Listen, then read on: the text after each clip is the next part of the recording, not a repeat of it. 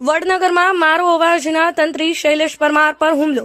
બુટલેગરોએ શૈલેષ પરમારને દંડા વડે માર માર્યો. વડનગરમાં રસ્તા પર વિડીયો બનાવી રહેલા શૈલેષ પરમાર પર હુમલો. શૈલેષ પરમારને હોસ્પિટલ ખસેડવામાં આવ્યા. શૈલેષ પરમારે ગળામાં પહેરેલી સોનાની ચેઇન પણ લૂંટી લેવાઈ. પત્રકાર પર હુમલાને પગલે વડનગરના પત્રકારો હોસ્પિટલમાં દોડી ગયા. શું ઘટના બની આપની જોડે? મારા જોડે હું અત્યારે હાલ તોરણીયા વડથી આશાપુરાના મંદિર સુધી આવતીકાલે અમિત શાહ આવી રહ્યા છે વડનગરમાં એનું કવરેજ કરી રહ્યો હતો.